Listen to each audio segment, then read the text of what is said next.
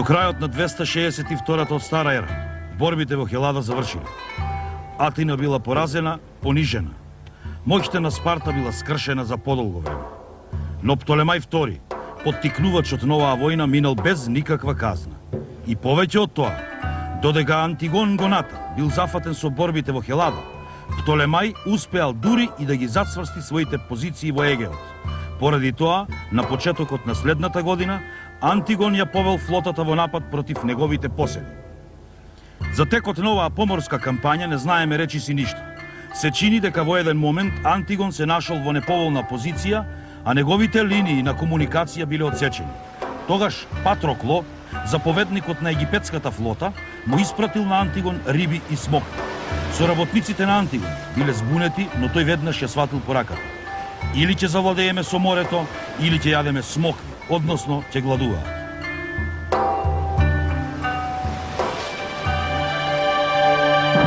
Решавачката битка се случила кај Левкола, близу островот Кос. И за оваа битка не знаеме ништо. Од подоцнежните извори може да се заклучи дека главна улога во битката одиграл огромниот заповеднички брод на Антигон, наречен Истмија. Антигон успеал да извојува голема победа. Колку му значела оваа победа на Антигон, се гледа од тоа што известно време по битката му го посветил својот заповеднички брод на богот Аполон на островот Делос. Со оваа победа бил скршен обрачот од египетски посади околу земјите на Антигон. Сојузот на островјаните престанал да постои, а дел од кикладите минал во рацете на Антигон Гоната. На врвот на својата моќ, на островот Делос, Антигон основал два празници наречени Антигонеја и Стратоникеја. Некаде во исто време, исто така на Делос, Антигон изградил и портик со споменик на предците, каде биле представени најмалку 10 од неговите предци. И токму кога се чинело дека положбата на Антигон Гоната во Хелада е зациментирана, тој доживеал тежок удар. Од клучно значење за одржување на неговите позиции во Хелада бил градот Коринт и неговата тврдина. Затоа неопходно било заповедникот на коринтскиот гарнизон да биде човек од потполна доверба. Антигон нашол извонреден избор во својот полубрат Кратер. Нивната меѓусебна доверба влегла во историјата како пример за братска приврзаност. Кратер управувал со Коринт уште од 280-та Стара ера. Тој одиграл значајна улога во Хермонидовата војна, кога го спречил минувањето на спартанецот Ареј кон Атина. Поради неговата способност и докажана верност, подоцна бил поставен и за управител на Атика и Евбоја. Така, сите важни области во Хелада се нашле под управа на еден човек. Се дори оваа функција ја исполнувал Кратер, ваквата распределба на овластувањата не го загрижувала Антигон. Но Кратер почина. Неговата должност ја презел син му Александар. Овој Александар изгледа имал поголеми амбиции и криел надежи дека ќе си создаде сопствено кралство. Затоа, околу 252 година, Стара ера, тој кренал бунт против својот чичко. Освен Коринт, под негова контрола се нашол и најголемиот дел од островот Евбоја. Другите територии на Антигон во Хелада се нашле во изолирани и под постојан притисок на Александар. Тој истовремено ги напаѓал и утврдувањата во Атика, но и тираните на Пелопонес, кои му биле блиски на Антигон. Состојбата на Антигон уште повеќе се влошила, откако Александар склучил сојуз со неговиот стар непријател Птолемај II.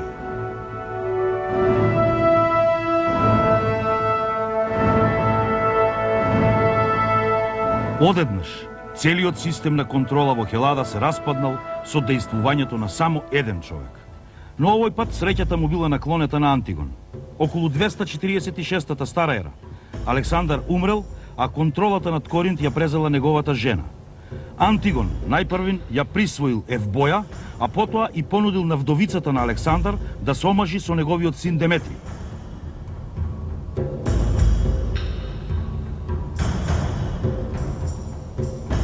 Додека траеле свадбените свечености, војската на Антигон успеала да ја освои коринтската тврдина. Антигон немал намера повеќе да ризикува. За заповедник на коринтскиот гарнизон бил поставен неговиот стар пријател, философот Персај. Со енергија достојна на неговите дедовци, остарениот владател уште еднаш тргнал против флотата на Птолемаидите. Имено, во тоа време, во Александрија умрел стариот Птолемај II, а на престолот бил устоличен Птолемај III. Новиот владетел водел активна надворешна политика на сите фронтови, вклучувајќи го и Егејот. Тој пак дури успеал да се утврди во неколку градови на северното крајбрежје. Антигон морал уште еднаш да покаже дека Македонија и тоа како е способна да ги брани своите интереси. Овој пат непријателот имал побројна флота, но Антигон бил сигурен во својата победа. Изгледа дека токму на оваа битка се однесува една анегдота што ја зачувал Плутарх. Подобар бил говорот на стариот Антигон. Кога се готвел за поморската битка кај Андрос, некој му рекол дека непријателите располагаат со далеку повеќе бродови. А Антигон одговорил: "А што мислите јас за колку бродови вредам?" И навистина Антигон повторно излегол како победник. Во чест на таа победа кај Андрос, Антигон востановил уште два празници на Делос, Сотерија и Панеја. Сега речиси целосно бил обновен поредокот, каков што бил по Хермонидовата војна. На Антигон не му било пишено да ги мине последните денови во мир и во спокојство. Во 243-та стара ера, Коринт повторно бил загубен. Но овој пат не поради бунт, во ненадаен ноќен напад. Тврдината паднала во рацете на младиот и амбициозен Арат, стратегот на Ахајскиот сојуз. Коринт веднаш му се приклучил на тој сојуз. По него пак уште неколку градови: Мегара, Тројдзен, Епидаур. Минале на страната на ахајците. Антигон реагирал благо. Тој склучил сојуз со ајтолците за заеднички да го нападнат Ахајскиот сојуз. Но многу брзо дошло до помирување на двата сојуза и со тоа непријателствата престанале. Гоната водел таква политика кон ахајците затоа што ценел дека тие не можат да му ја загрозат положбата во Македонија, па и не му се исплаќало долготрajна војна само за Коринт. Исто така, многу важна била и неговата возраст. Тој веќе имал 80 на години. Остарен и уморен од постојаните војни, веројатно веќе немал сила повторно да се вплеткува во голем судир.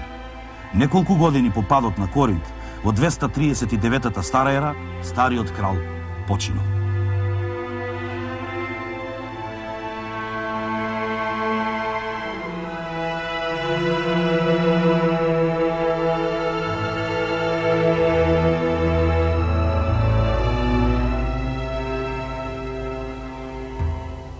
Поради недостигот од историски извори, многу е тешко да се оцени неговото владење.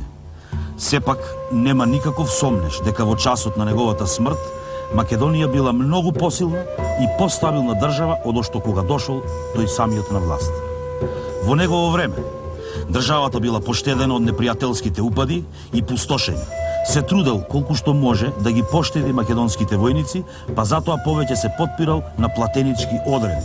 Загубата на Коринт сериозно го нарушила неговиот систем во Хелада, но благодарение на поморските победи на Птолемај II и Птолемај III, тој успеал да ги задржи своите најголеми противници на одстојание. Колку и да бил тежок удар, падот на Коринт не влијаел врз стабилноста и сигурноста на Македонија. Антигон бил наследен од неговиот син Деметриј II. Деметриј бил роден околу 276 година од старата ера, па кога дошол на власт, веќе бил зрел и искусен државник. Според една несигурна информација, додека се биела војната на Хермониди, токму тој ја предводел војската што го извршила контранападот во Епир. Но Деметриј во тоа време имал околу 10 години, па неговото заповедништво несомнено било само символично. Иако не знаеме дали бил прогласен за совладетел на Антигон Гоната, во последните години од владењето на татко му, Деметриј имал се поголем удел во водењето на државата. Најважниот проблем што Деметриј II го наследил од неговиот татко била ситуацијата во Хелада и проблемот со Коринт. Но уште пред тоа во Хелада имало нов разбој на настаните што се заканувал да го истисне македонското влијание од земјата. Станувало збор за ширењето на Ајтолскиот и Ахајскиот сојуз. Издигнувањето на ајтолците започнува по успешната одбрана на Делфи од келтите. Во следните децении тие се повеќе ја ширеле својата власт, па до времето на Деметриј II го држеле најголемиот дел во средна Хелада. Гоната одбрал да го толерира ваквото ширење, па до крајот на неговото владење немало судир меѓу Македонија и ајтолците. Од друга страна, јакнењето на Ахајскиот сојуз започнува за време на бунтот на Александар во Коринт, кога Антигон немал никаква контрола над настаните на Пелопонес. Политиката на Сојузот станала особено агресивна откако му пристапил Арат од Сикион со својот роден град. Арат често бил избиран за стратег, највисока државна функција во Сојузот. Македонците биле вознемирени зашто Арат влегол во сојуз со Птолемај III. Се пореална била опасноста од обнова на влијанието на Птолемаидите и особено од нивно ново мешање во Хелада. Ако сака да го задржи македонското влијание во Хелада, Деметри II морал порано или подоцна да се соочи со овие сојузи. Штом стапил на престолот, Деметри II се развел од Стратоника, ќерката на Антиох I, а за жена ја зел Втија, ќерката на епирската кралица Олимпијада. Овој брак бил дел од договорот меѓу Олимпијада и Деметри II. Во тоа време Епир бил под притисок на ајтолците, кои се опитувале да ја освојат областа Акарнанија. Изгледа дека интервенцијата на Деметри II го спречила ајтолското ширење во Акарнанија, но сојузот со Епир предизвикал нови компликации во Хелада. Како одговор на македонско-епирскиот сојуз, Ајтолија влегла во сојуз со ахајците. Веднаш по неговото склучување, тие му објавиле војна на Деметри II, што според неговото име се нарекува војна на Деметри. За текот на воените действија не се знае речиси ништо. Изгледа дека главниот напор на ајтолците бил насочен кон Епир, а Арат истовремено вршил притисок и на Атика и на пелопонеските тирани, што се уште биле на македонска страна. Деметри II активно војувал и им помагал на своите сојузници на Пелопонес. Арат го нападнал градот Аргос, каде владеел промакедонски тиранин, но неговиот напад бил одбиен благодарение на македонската помош. Во 236-та од Старата ера, Деметри II лично ја повел војската во напад на Бојотија, која тогаш пак влегувала во ајтолската интересна сфера. Инвазијата била крунисена со успех. Бојотија паднала под македонско влијание, а некои бојотски градови и под директна македонска контрола. Со овој успех била зацврстена македонската позиција во Хелада, а истовремено бил намален притисокот на Арат врз Атина. Првите години од војната биле успешни за Деметри, но набргу се случиле нови и неочекувани компликации. До тогаш градот Мегалопол служел како брана за ширењето на ахајското влијание на Пелопонес, но сега тиранинот на градот се откажал од власта и им го приклучил градот на ахајците. Ахајскиот сојуз добил нов поттик за ширење и за уште поагресивна политика. Наскоро на ахајците им се придружиле и многу други градови. Ваквиот развој на настаните не предизвикал никаква реакција од Деметри II. Впрочем, тој и не можел да постигне ништо посебно. Се додека Коринт го држале ахајци, Деметри II не можел да се надева дека ќе го возобнови македонското влијание на Пелопонес. Развојот на настаните во Епир бил многу посериозен. Таму до 233 година од Старата ера умреле или загинале сите мажи во владеачката династија. Набргу се кренала револуција, монархијата била соборена, а Епир бил преуреден како сојузна република. Оваа млада република не била доволно силна за да го наметне својот авторитет на целата територија, па некои области се отцепиле од централната власт. Меѓу тие области била и Акарнанија. Ова ги поттикнало ајатолците да ги обноват своите напади. Епирците побариле помош од Деметри II, но тој бил зафатен со поитни проблеми, па не можел да интервенира во Епир. Затоа го најмил илирскиот владетел Агрон да и дојде на помош на Акарнанија. Агрон испратил 5000 војници кои успеале да ги поразат ајтолците, но веќе следната година Агрон умрел, а власта ја презела неговата жена Теута. Теута уште поактивно се вмешала во приликите на Епир и Елада. Откако опустошила некои крајбрежни области на Пелопонес, илирската флота фрлила сидро кај епирскиот град Фојник.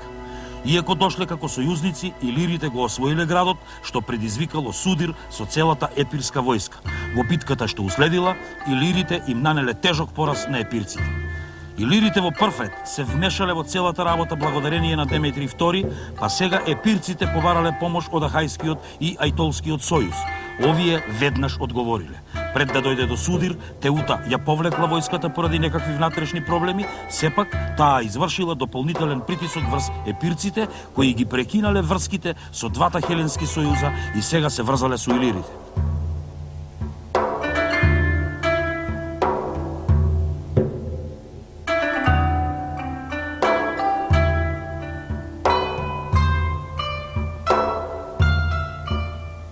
Следната година илирското присуство уште повеќе се засилило. Новата флота на Теута се судрила со малата ајтолско-ахајска флота кај Паксос и ги поразила сојузниците. така контролата на Депир, главната причина поради која почнала војната на Деметри, се измолкнала од рацете на македонскиот крал.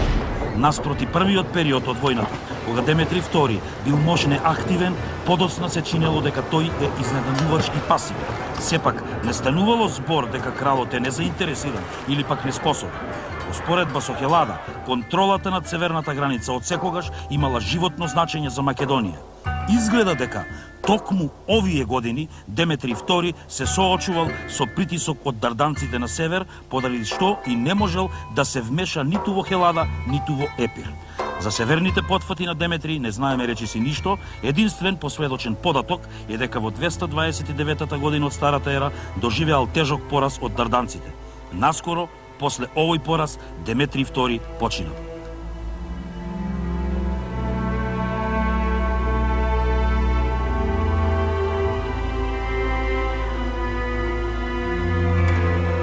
Истата година се случил еден настан кој тогаш минал незабележано, но подоцна имал клучно значење за понатамошниот тек на историјата на источното Средоземје.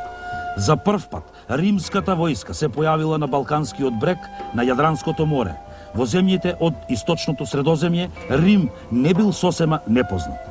Уште откако римјаните го совладале Пир, јасно било дека станува збор за сила на која мора да се смета. Затоа, уште Птолемај II склучил трговски договор со римјаните. Издигнувањето на Рим, особено по првата пунска војна, не минало незабележано и кај соседите, но римјаните се уште биле нешто далечно од светот преку Јадранското море. Сепак, агресивната политика на Теута го примамила римскиот меч кон Балканот. Меѓу жртвите на иливските гусари имало и италски трговци. Загрижени за трговските врски, римјаните решиле да се вмешаат во работите. Бидејќи преговорите со Теута пропаднале, во 229-та Стара ера, голема римска војска, предводена од двајца конзули, навлегла во Илирија. Борбите завршиле следната година, а Теута била соборена од престолот, римската војска се повлекла во Италија. Во секој случај, тогаш станало јасно дека на политичката сцена се појавил нов субјект, чии намери и цели се уште никому не му биле јасни. Бидејќи немаме историски записи од тоа време, ние и не знаеме каков печаток им оставила римската интервенција на македонците. Во тоа време Македонија се соочувала со таква криза, што веројатно не се ни грижеле за случувањата на Јадранското крајбрежје. Системот на контрола во Хелада се распаднал, неодамно освоената Бојотија се поделила, при што еден дел барал борба против ајтолците, а другиот помирување. Заповедникот на пирејскиот гарнизон им го вратил пристаништето на атињаните за 150 таланти сребро, со што завршила македонската окупација на Атика. Поради ова, и тираните на Пелопонес, што сакале да останат верни, сватиле дека не можат да се одржат, па се приклучиле кон Ахајскиот сојуз. Колку драматичен бил падот на македонскиот углед и влијание во Хелада, најдобро покажуваат настаните во Тесалија. Уште од времето на Филип II, Тесалија била во посебен однос со Македонија, а македонското влијание во оваа област не било под прашање дури ни во деновите на најголемата криза. А сега, ајтолците толку се осилиле, што успеале да ја скршат македонската контрола, а Тесалија влегла во нивната сфера на влијание. Северно-македонските области пак се уште го чувствувале притисокот на победничката дарданска војска. Но ова бил само еден од многуте други проблеми. Имено, кога умрел неговиот татко Филип, синот на Деметри II, имал само 8 години. За разлика од жените од кралската куќа на Аргеадите, Втија немала никакви политички амбиции и не се ни обидела да владее во име на својот син. Проблемите биле толку бројни и сериозни, што требало веднаш да се најде способен човек за да го преземе регенството. Тука се случило да го пронајдат 34 годишниот Антигон Досон, братучет на Деметри II.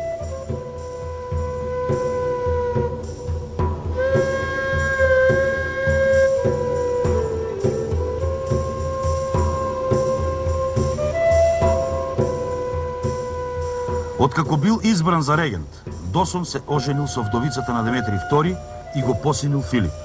Со оваа постапка, тој отворено покажал дека нема намера да го узурпира правото на младиот престолонаследник. Но во тоа време, дарданското прашање било многу поважно од неговата законска положба. Антигон Досон ги разбил дарданците, успеал да воспостави македонска контрола на дел од Пајонија. Оваа кампања ја зазела целата бојна сезона. Зимата, истата година, тој веќе бил прогласен за крал. И следната година Досон тргнал против ајтолците.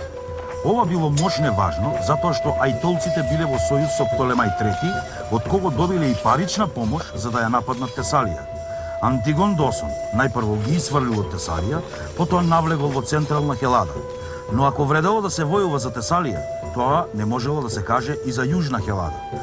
Досон се помирил со ослободувањето на Атина и отцепувањето на тираните на Пелопонес. Во тој миг, единствен македонски посет јужно од Тесалија бил островот Евбоја, со главната воена посада во Халкида. Ситуацијата била дотаму средена, што следната година Досон оценил дека е безбедно да тргне во прекуморска експедиција. Целта на оваа експедиција била Карија, област во југозападна Мала Азија. Веројатно никогаш нема да ги дознаеме целите и мотивите што го натерале Антигон Досон на оваа кампања. Сигурно е дека во известна мера станува збор за демонстрација на возобновените македонски интереси во Егејскиот басен. И откако пристигнал во Карија, Антигон Досон посредувал во споровите меѓу неколку градови. Според еден извор, тој ја потчинил Карија, но ова е секако претерано. Бидејќи колку што е познато, Антигон таму не оставил ниту една македонска посада.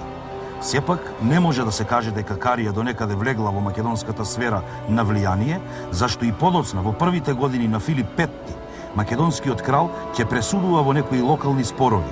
Центар на македонското влијание бил градот Миласа, а за воен управник бил назначен Олимпих, кој порано бил во служба на Селев II, но во времето на експедицијата на Досон владеел независно со некои кариски градови. Не е исклучено дека Досон ја презел оваа експедиција токму на негов повик. Какви да биле целите на Досон, кариската експедиција немала значителни и трајни ефекти. Една од главните причини е тоа што вниманието на Досон се свртело на другата страна. Именно, зимата, по враќањето од Карија во Пела, дошло неофицијално представништво од Мегалопол, кое сакало да испита колку македонскиот крал е расположен за интервенција на Пелопонес. И тогаш сосема неочекувано, таму Ахајскиот сојуз бил сериозно загрозен. Под водство на способниот и амбициозен Басилеј Клеомен, Спарта почнала да ја возобновува воената моќ. Наскоро, двете сили почнале да се борат за влијание. До 227 година, стара ера, ахајците претрпеле неколку сериозни порази. Меѓу загинатите бил и поранешниот тиранин на Мегалопол Лидијад. Ова го поттикнало Арат да почне неофицијални преговори со Досон и да го убеди да се вклучи во војната. Предусловот што го поставил Досон бил сосема очекуван. Враќање во Коринт и неговата тврдина под македонска власт. Барем за момент, Арат решил ахајците да ја продолжат војната сами. Пречка за вклучувањето на Досон било и тоа што Ахајскиот сојуз добивал финансиска помош од Птолемај III. Но, до 225-та, стара ера, работите се развивале толку лошо за ахајците, што само уште помош од надвор можела да го смени текот на војната. Работите станале толку критични, што се заканувала опасност од распад на целиот сојуз. Истовремено, исчезнале и двете пречки за вклучувањето на Досон во војната. Аргос и Коринт паднале во рацете на Клеомен, а Птолемај III наместо ахајците почнал да го финансира спартанскиот Басилеј. Затоа истата година било испратено ново пратеништво, овој пат за официјално да ја побара помошта од Антигон Досон. Барањата на Досон останале исти: испраќање на заложници и предавање на Коринт. До 224 стара ера, Клеомен ја водел војната толку успешно, што успеал да го подели Ахајскиот сојуз на два дела и почнал да го опсадува Сикион, родниот град на Арат. Поради тоа, на сојузното собрание во бурна расправа било донесено решение да се повика Досон на помош. Ваквата одлука не го изненадила Антигон Досон, кој внимателно ги следел развојот на настаните. Така, кога ахајците испратиле трето пратеништво, за да му кажат на Досон дека ги прифаќаат неговите услови, тој начело на војска од 20.000 пешаци и 1300 коњаници веќе се движел кон југ. Клеомен зазел цврста одбрамбена позиција кај Коринт и со тоа го спречил навлегувањето на Досон на Пелопонес. Македонските обиди да се пробие оваа линија завршиле без успех. Поради тоа, Досон се подготвувал да ја префрли војската преку Коринскиот залив. Но, додека траеле подготовките, Аргос се побунил против Клеомен и со тоа позицијата на спартанецот станала неодржлива и тој морал да се повлече. По 20 години македонската војска повторно зачекорила на Пелопонес, а Коринт и неговата тврдина биле запоседнати од македонски гарнизон. На есенското собрание на Ахајскиот сојуз, Антигон Досон бил избран за врховен заповедник на сите сојузнички сили. Најверојатно, на истото собрание, Досон за прв пат ја изложил идејата за формирање нов сојуз.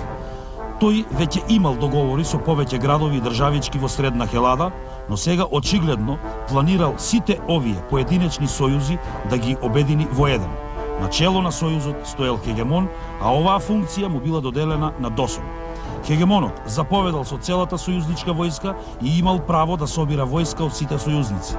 Новина било тоа што, за разлика од поранешните сојузи, сега членките не биле поединечни градови, туку федеративни држави.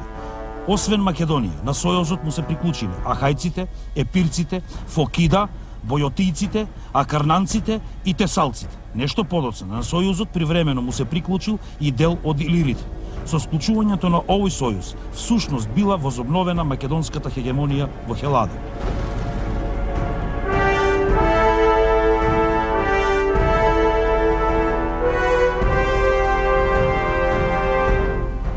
По пробивањето на коринтските одбрани, Клеомен се нашол во дефанзива.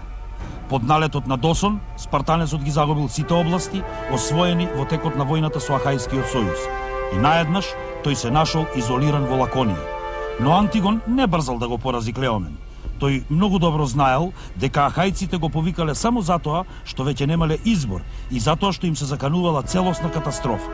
Премногу брзото елиминирање на Клеомен би го направила македонското присуство непотребно, па би можело да предизвика и антимакедонска реакција на Пелопонес.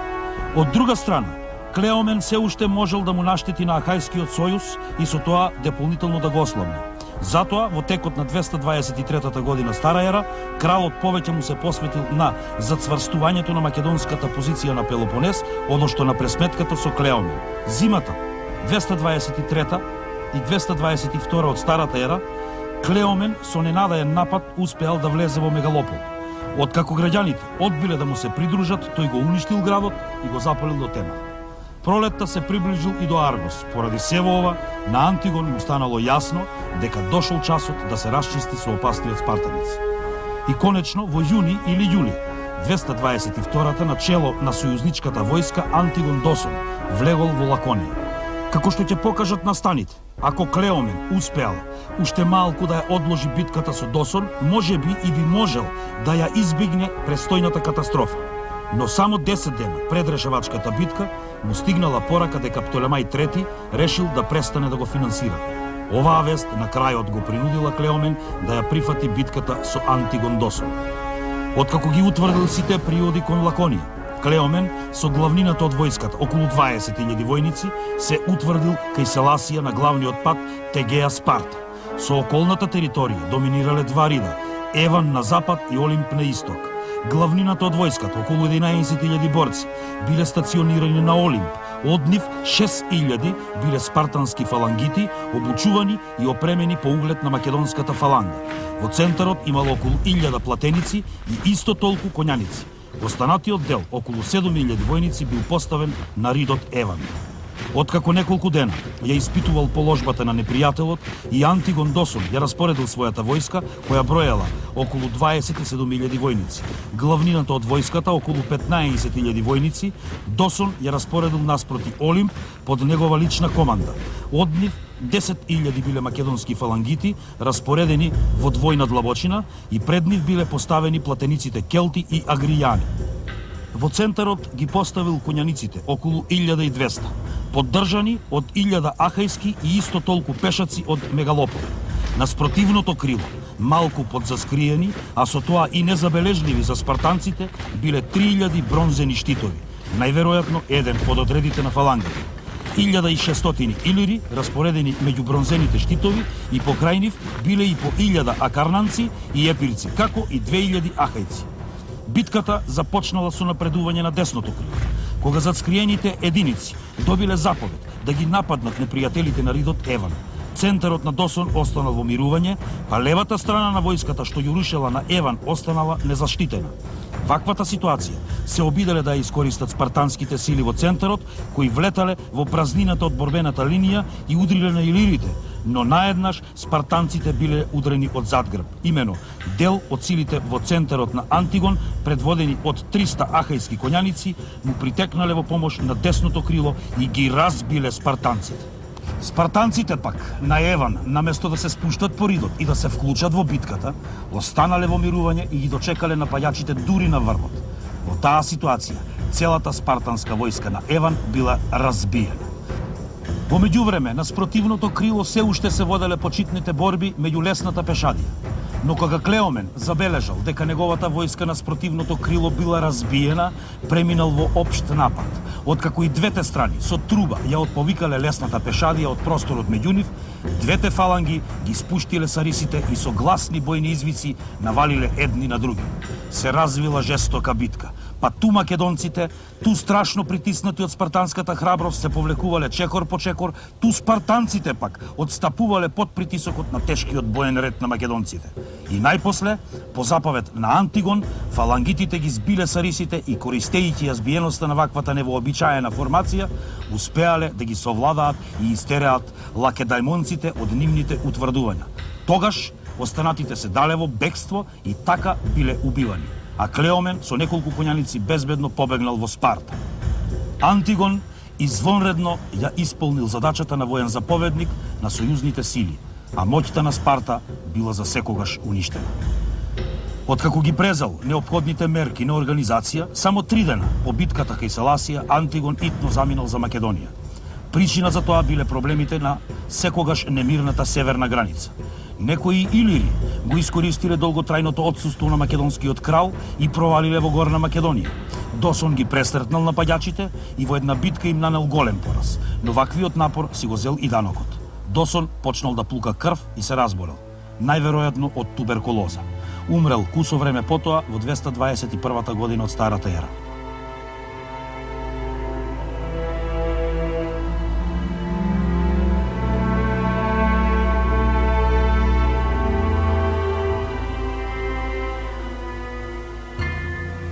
За само 8 години Досон успеал на брилијантен начин не само да ја стабилизира состојбата, туку и да ја возобнови воената моќ на Македонија, што овозможило нова фаза на македонската доминација во Хелада. Разумната политика кон хелените му донела популарност, што е очигледно од бројните почести и празници основани во негова чест. Во Олимпија, на пример, била поставена скулптурална група на која персонифицираната Хелада со едната рака го кринусувала Антигон Досон, а со другата неговиот наследник Филип Петти. Државата што ја наследил Филип Петти била неспоредливо посилна од онаа што ја оставиле Антигон Гоната и Деметри II. Повеќе од јасно е дека ваквите успеси Антигон Досон не ги постигнал сам. Значаен удел во нив имале и неговите блиски соработници. Со надеж дека преминот на власта ќе мине безболно, но и дека ќе биде продолжена неговата политика, Досон пред смртта им ги дал најважните функции на своите најблиски соработници. Највисоките цивилни функции припаднале на Апел и Мегалеа. Таурион бил поставен за намесник на Пелопонес, а Леонтий за заповедник на елитната единица на Пелтастите. Така, барем на почетокот од своето владење, Филип Пети бил окружен со способни соработници, особено затоа што се соочил со сериозни предизвици уште од самиот почеток на неговото владење. Затоа, барем во првите години, Филип Пети ја продолжувал политиката на Антигон Досон. Слично, како и во времето кога Александар Велики го наследил Филип, и овој пат непријателите на Македонија гледале со презир кон младоста на новиот владетел и се обиделе да ја искористат истата ситуација. Но Филип Пети се покажал дораснат на задачата. Како и секогаш најголемо внимание било посветувано на состојбите на северната граница. Таму главните проблеми ги создавале дарданците. Во првите години Филип презал 3 походи против нив, зимата 220-219, летото 219 и пролетта 217 од Старата ера. Во текот на третиот поход тој успеал да го освои градот Била Дзора и со тоа, барем за некое време, ситуацијата на северната граница се смирила. Многу посериозна била ситуацијата во Хелада, иако сојузот создаден од Досон за непосредна цел ја имал борбата со Клеомен, на подолги патеки бил замислен како противтежа на Ајтолскиот сојуз. Со тоа, ајтолците се нашле во политичка изолација. Кога умрел Досон, тие се обиделе да ја сменат оваа ситуација и веднаш почнале со поагресивна политика кон Пелопонес. Тука, нивните интереси се судриле со интересите на Арат и на Ахајскиот сојуз. Арат сватил дека неговиот опстанок, но и опстанокот на Ахајскиот сојуз се должел единствено на интервенцијата на Досон. Но колку и да биле блиски односите меѓу Македонија и Ахаја, колку и да била разумна политиката на Досон, било сосема јасно дека Хелада е повторно под македонска доминација.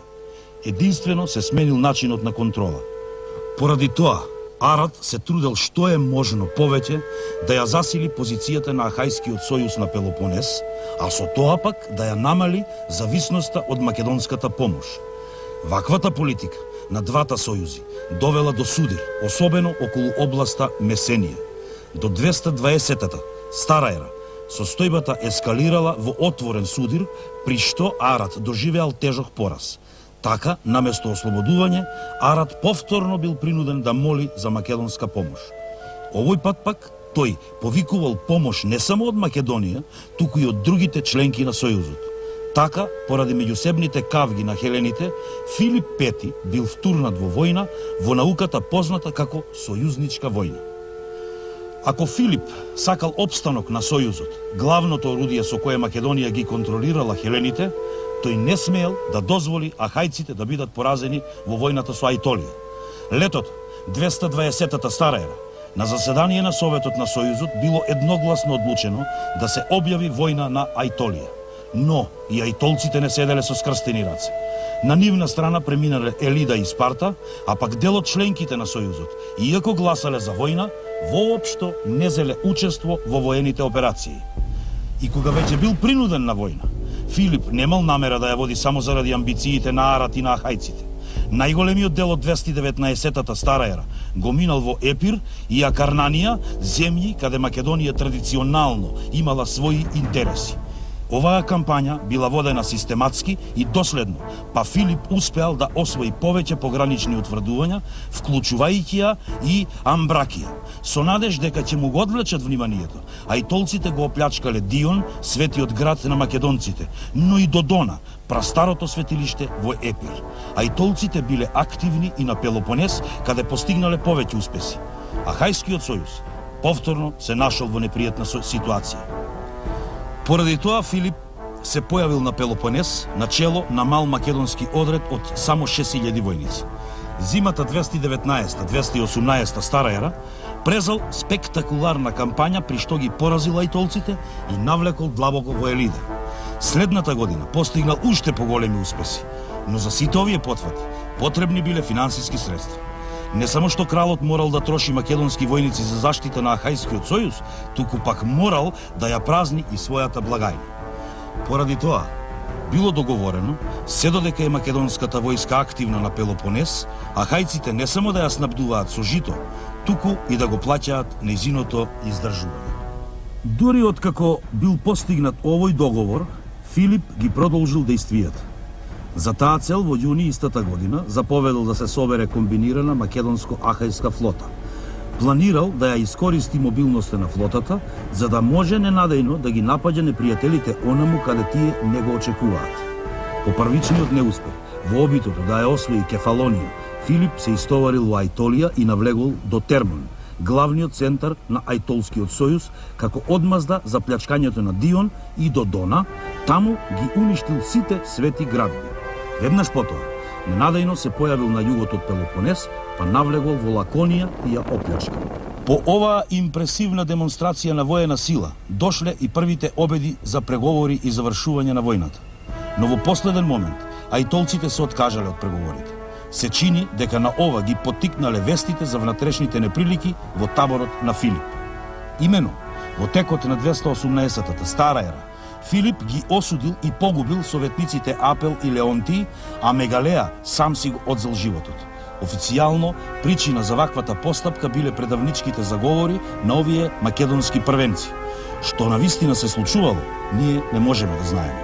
Приказите од изворите повеќе не збунуваат, одошто ја расветлуваат целата ситуација. Во секој случај, со нивното убиство Филип се ослободил од старите државници што му биле наметнати од Антигон Дофн. Но, ако ајтолците се надевале дека овие неприлики ќе ја намалат ефикасноста на Филип, тогаш сериозно се излажале. Дејствијата продолжиле и следната 217-та од старата ера.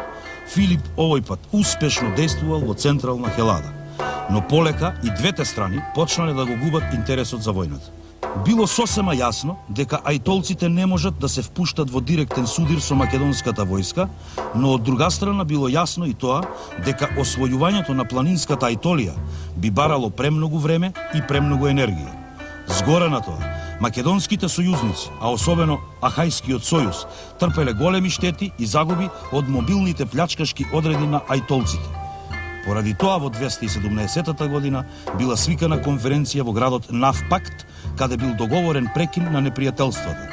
Мировниот договор се состоел од задржување на моменталната состојба, иако и сојузниците имале корист од војните активности. Но најдобро поминал Филип. Филип освоил неколку стратешки места на Пелопонес и во истите ги поставил македонските контроли. Пораснала и неговата популарност во Хелада, каде бил доживуван како заштитник од плячкашките ајтолци. Неслучајно, историографот Полибиј вели дека во тој час Филип бил миленик на хелените. И така, не само што системот осмислен од Досон успешно го минал првиот сериозен тест, туку благодарение на дејствувањето на Филип Пети бил и недополнително зацврстен. Додека во Хелада се водела сојузничката војна, низ целото Средоземје се случувале драматични настани. Новите текови биле најавени уште неколку години претходно. Речиси во исто време, на историската сцена се јавиле неколку државници што го имаат главниот збор во следните децении. Во 223-та, кај Селевкидите, дошол на власт младиот Антиох III. Во 221-та, истовремено со Филип Пети, во Египет дошол на власт Птолемај IV. Многу брзо, меѓу нив ќе избие уште една од многуте војни меѓу двете династии. Во Шпанија пак, за прв пат се слушало за еден млад картагинец, кој ја презел командата над војската и управата со оваа земја. Неговото име било Ханибал. По само 3 години, тој ќе ги поведе своите војници во славниот поход во Италија. Наеднаш, пред Филип Пети, се отвориле нови можности и на запад и на исток. Можности што младиот владател бил решен да ги искористи. Уште пред да се склучи мирот во Навпакт, додека Филип ги следал немејските игри, му стигнала важна вест. Ханибал извојувал голема победа над римјаните, а републиката била кутната на колена. Со тоа, дилемата на младиот Филип била конечно решена. Најпрвил морало да се искористи слабоста на Рим.